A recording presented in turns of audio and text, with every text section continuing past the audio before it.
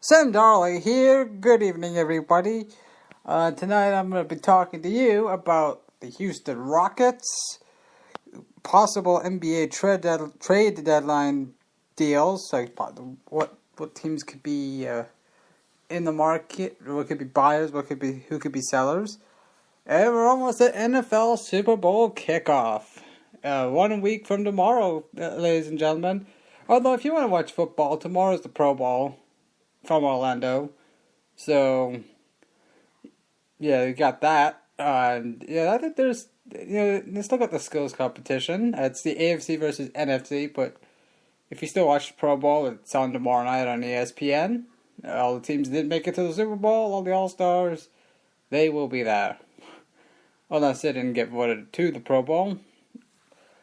But first up, the Houston Rockets. The Rockets snapped a 2-game losing streak last night, beating the Philadelphia 76ers and hanging on to that number 3 seed. They've had some injuries to Ryan Anderson and Eric Gordon, which is no surprise because those guys have not proven to be durable in their entire careers, and they're starting to get banged up, starting to get nicked up. Houston is still not a contender in my eyes because they lack the size to keep teams out of the paint, and there's nothing about their defense that makes anybody one-dimensional. And offensively, it still revolves too much around Harden. You know, obviously the health of Gordon and Anderson play a huge part in lifting the burden, but you can't. The Rockets cannot survive in the playoffs with just James Harden. They're going to need more. They're going to need consistency from their entire roster. And I think at the deadline, they could be eyeing another playmaker. If they can get Rudy Gay, that'd be nice. Carmelo Anthony's reportedly on the block. The Knicks have made him available. The Knicks are terrible. Well, even though Derrick Rose said they were a super team, but we all know Derrick Rose is kind of been off his rocker lately, and is just not been the same player since his 2 knee injuries.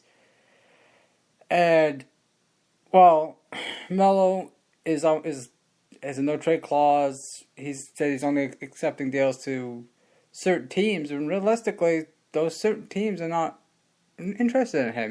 They were talking about Carmelo going to Cleveland.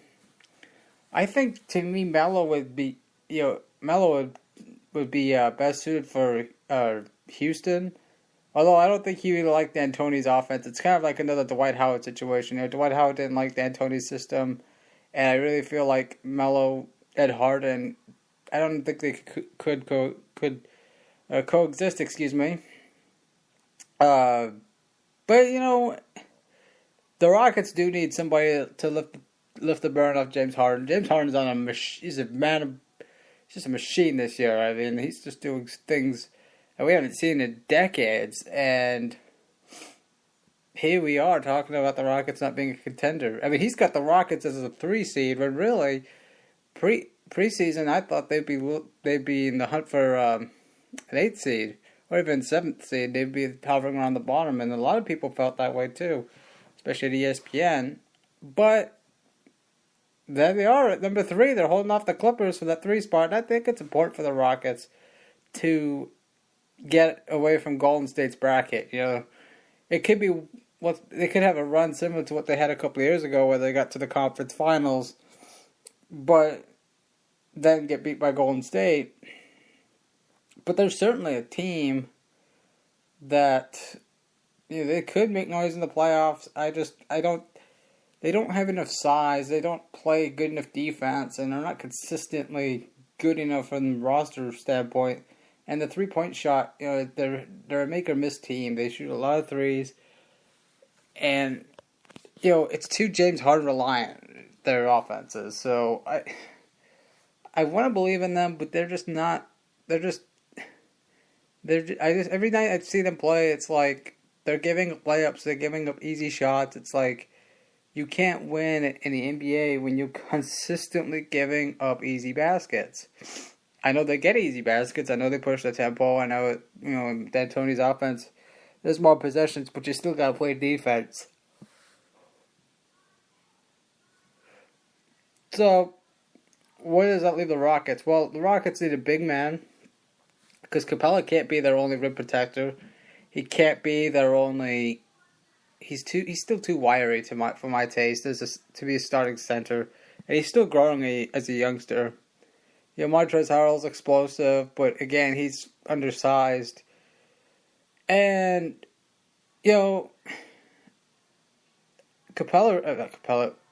Nene is 37, 38 years old, so it's like you've got an aging Nene, a young, still growing Capella, and an undersized Harrell. That's your big man. Ryan Anderson's not really a rebounder and shot blocker, and that's really what the Rockets need. They need somebody that control the paint, dictate, keep teams out from making easy baskets, and that's what killed them in their last matchup with the Golden State Warriors. Is Golden State got easy basket after easy basket after easy basket, and it opened up the rest of the floor for them. And when I think about the playoffs, I think Houston's got Oklahoma City in the first round, which is an okay matchup. But then, they get to San Antonio, who's the 2 seed, and they've got a lot of size. That size is going to kill the Rockets. I think Houston will probably bow out in the conference semis. The way I look at it, I think the same thing with Golden State too. Golden State's going to blow past whoever the 8 seed is, and then they're going to meet their match in the second round. I think Houston and Golden State don't have the size to contend in the West. Small ball only works for so long, but 4 times in 7 games, size wins. The Golden State Warriors won the championship last year because they were able to keep teams out of the paint because Bogut was big, strong, athletic, and healthy. And he was their rim protector. And when he went down in the finals against Cleveland, that's where they blew the 3-1 series lead. They didn't blow it because of Draymond Green's suspension. They lost the series because Bogut got hurt, and all of a sudden the paint opened up for Cleveland.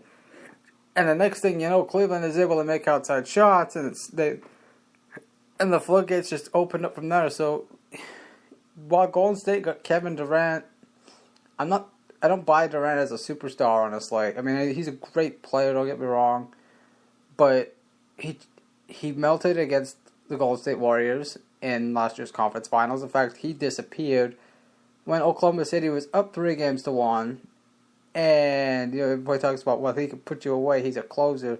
He's not a closer. We saw that in last year's conference finals, and we saw it in the NBA finals against Miami when James Harden was still part of the Thunder when the Beard was coming off the bench in Oklahoma City. So realistically, in the biggest games, I don't trust Durant. I think he reminds me a lot of Tracy McGrady. He's an elite scorer. But when it really matters, he's just not. He doesn't have the mentality to put you away. So, again, when you get into a series and you're getting into these 4 times in 7 games, I think Utah, Memphis, and San Antonio are the 3 teams that could legitimately come out the West. Utah, Memphis, and San Antonio are big. They're long. They're athletic. Well, especially Utah. They're young. And they really could pose a huge threat to Houston and Golden State, who are small, and they're not as athletic. Well, Golden State is, but Houston isn't. Houston, the thing about Houston is they're not an enigma like they were last year, or even the year before when they went to the conference finals. And yes, they were an enigma because you never knew, you didn't really know what their identity was under McHale. Well, in D'Antoni, it's a free-flowing ball movement, player movement, jack up a lot of threes type system. When they had McHale, they didn't know what they wanted it to be. They didn't know they wanted to be a 3-point shooting team, but at the same time, when they had Dwight Howard, they wanted to pound it inside. So there was really no identity there. Speaking of Dwight, he's got the Hawks moving up the Eastern Conference standings. Despite them talking about trading Millsap, I think let's be realistic. Nobody's competing in the East, and I'll just go ahead and say it about LeBron. I think LeBron needs to quit whining. He said earlier in the week that the Cavaliers need a playmaker. I mean, is he blind? Did he forget? Does he have amnesia? I mean, did he all of a sudden forget that Kyrie Irving plays for the Cleveland Cavaliers? How about Iman Shumpert? How about Kevin Love? I mean, those guys aren't necessarily playmakers. Those guys can play. I mean, they can shoot. They play defense. They rebound. And in fact, you got Kyle Korver, one of the best three-point shooters in the league. And he still wants more. It's like, LeBron, how much more do you want? How much more do you need?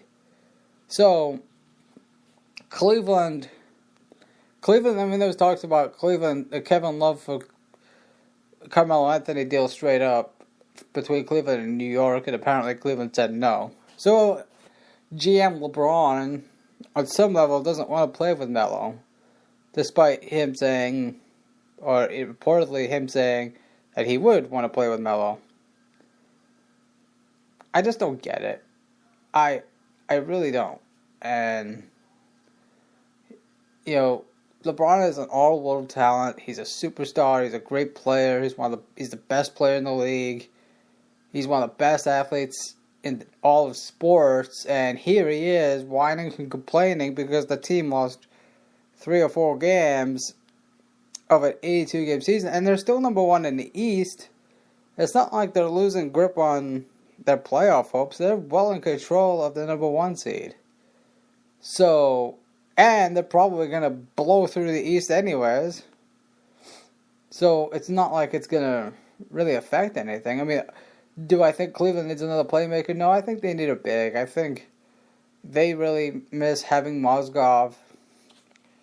I can't understand why he fell out of touch with Cleveland anyways. I mean, I know they're not a post-up team, but, when I think of Cleveland, I think they could use a guy like Mozgov. So somebody to clog the paint, rebound, block shots. Now, that's probably why they got rid of Mozgov, because he did clog up the paint, and it didn't open up any lanes for Kyrie and LeBron. But offensively, but defensively, you need somebody to control the paint, control the glass. And, I don't think playmakers should be on their to-do list. They got enough of those.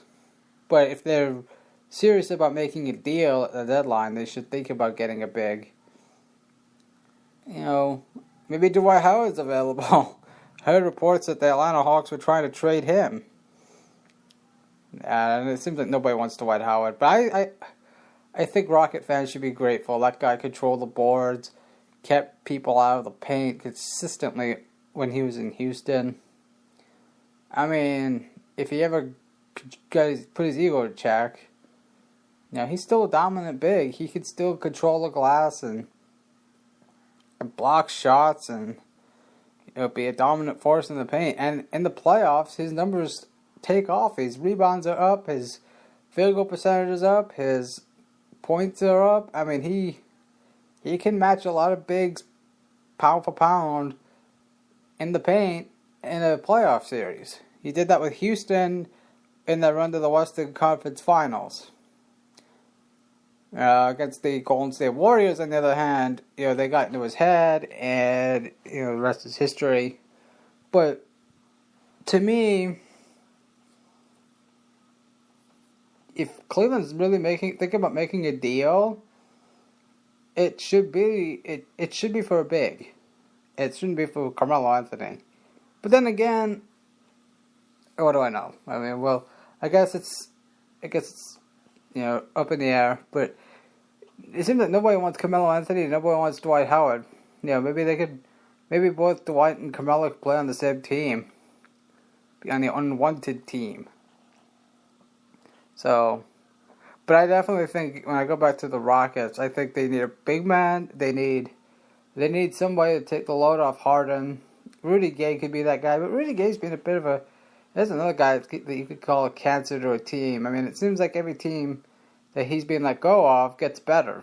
I mean, Memphis let him go; they got better. I mean, Houston never really had him because they drafted him, but they traded him on draft night to get Shane Battier, but Memphis traded him, and he got the Memphis Grizzlies have been to the playoffs. They've been to the conference finals without him. So, that's and Sacramento hasn't done much. I know they're in the hunt for the 8th seed, but the 8th seed is it's looking like you could probably win 38, 40 games max and be an 8th seed in the West. Oh, I do want to say I just love the shot that TJ McCollum took at Chandler Parsons. Chandler Parsons tweeted to the Portland Trail Blazers that they should have fun in the lottery when they're actually still in the playoff hunt. And then TJ McCollum said, "We hit the lottery when we didn't sign you." Chandler Parsons has just turned into a complete egotistical maniac since leaving the Rockets. He wasn't a franchise player, but he was a heck of a piece next to James Harden and Dwight Howard. But then he got all in his feelings and his ego. He went to Dallas. He's getting paid like $20 million. I think it's $94 million over the 4 years, and he's only played like 18, 20 games a season. Maybe less.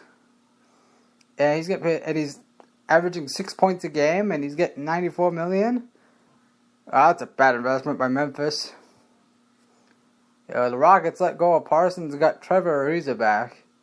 And then they drafted Sam Dekker, who I think is going to be a better player. I hope that Dekker doesn't grow that ego that Chandler Parsons got, because man, Dekker's a heck of a kid. He's a heck of a player. And he had a monster performance like a week ago against the Grizzlies in his first start when he got 30 points in his career. But which is a career high for him. So, he's versatile. He's got to improve his defense, though. This is his first year coming off a back injury. But he's having a nice season. I think, obviously Joel Embiid being healthy, he's gonna run away with Rookie of the Year.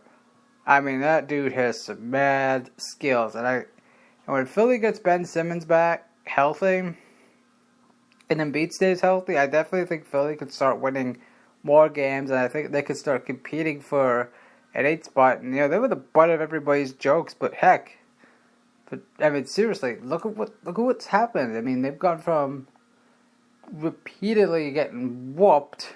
Well, they were kind of feisty even in their tanking years, but they're competing, and I think they have a solid chance of getting an 8 spot. I know Joel Embiid is great at Twitter and he's great at entertainment, but I'm being serious. Ben Simmons comes back, if they can hang in that race, they can be right there for an 8 spot. They're going to get knocked out in the first round, but hey, that team has got something that team is coming. And everybody laughed at when they said trust the process. Maybe Sam Hinkie knew what he was doing all along. He's got a nice young team over there. He's got Joel Embiid. He's got to make decisions on Okafor and Noel, because they're just too crowded up front. It's kind of like Utah. Utah when they had Favors. Oh, they still have Favors. Excuse me, but the Gobert Favors. It's just like, where is Millsap gonna fall into? And some of these teams. That's gonna be interesting. That's what the interesting part is gonna come at the deadline. What's Philly going to do with their bigs? I know they're going to keep Embiid because he's a monster. But what are they going to do with Nerlens of the Wild? What are they going to do with Jahlil Okafor? What are they going to do? And so, I think they're a team that's going to be... They could be on the bubble of a playoff spot. But they could also be sellers too. So... It depends on what they're looking for, what their asking price is. That's what boils down to when it comes to trading. What is somebody's asking price? Like, I would not trade Carmelo Anthony for Kevin Love straight up, because while Kevin Love is very good, no disrespect, but Melo is just in a class of his own when it comes to scoring. And Melo's not a great leader, I agree, but if you put Melo on the Cleveland Cavaliers, you basically almost guarantee them a championship. And I think LeBron playing with Melo in the Olympics kind of gave him a preview of what it would be like to play with him on a regular basis. So maybe that's what LeBron is thinking internally. Oh, I play with this guy in the Olympics, and while we're good friends and we won a gold medal, but I don't think I want to play with him for the remainder of my Cleveland career, or even this year, and try and win a championship. Kevin Love, I think, is coming along nicely for Cleveland anyway, so it's not like he's playing like crap. He's playing very well for them. So the Rockets are the 3 seed, and if you're interested in the Pro Bowl, it's tomorrow night. I will say this about the Super Bowl. The NFL wants the roof open, reportedly. Unless, and I said this to my dad last night, I said if the Texans were playing, there'd be no chance that the roof would be open. But I think because it's 2 teams, it's in a neutral site, I think, and it's the biggest game in sports, Goodell wants it open. But the thing about Houston weather, it's very temperamental. I mean, this weekend's been pretty cold. Next weekend's going to be pretty warm. So, do I think they should open it? I don't think so. But then again, it is the biggest game of the year, and they hardly open up the roof. So maybe they will. I don't know what the forecast is for the Super Bowl, but I know one thing: it's been cold this week. So we'll see what happens. Rockets again are in 3rd place in the Western Conference against injuries. They're hanging on to the 3 spot. Maybe they'll have a chance to catching San Antonio for the number 2 seed. Probably not likely. They're probably going to be the 3, 4, or 5 in the playoffs. They're too good to be number 6, at least in my opinion. At least from what I've seen from them this year. And it would take a boatload of injuries and a total collapse from Houston to really fall that far in the standings. But, I mean, it's possible. But I guess we'll just have to wait and see. The Pro Bowl is tomorrow again. The NBA trade deadline is not until February. I think if I recall, it's February 18th. Maybe sooner. I'll check. But Carmelo Anthony's available. Who wants him? Dwight Howard reportedly might be available. Who wants him? LeBron wants another playmaker. Every NBA team is looking to improve. If you're in the playoff hunt or you're top 5 in the standings, you're always trying to find a way to get the edge. And the trade deadline is where you think you can get it. If you think if there's a game breaker, if there's somebody out there that can put you over the top, then you're probably going to explore a deal. And as Daryl Morey, Rockets GM, has mentioned in the past, it's really, you generally don't see much happening until the deadline is coming. It's like you got a school assignment and you're like, oh well, it's due to like the 1st of March or something, and you blow it off until like the final week of February, and it's like, oh my gosh, oh my gosh, the due date's coming. So it's kind of like that. It's kind of like a school assignment. You're not gonna really see much talk about trades until maybe hours or an hour before the deadline. But it's a wait and see. Alright, this has been Sam Darley. Thank you for listening.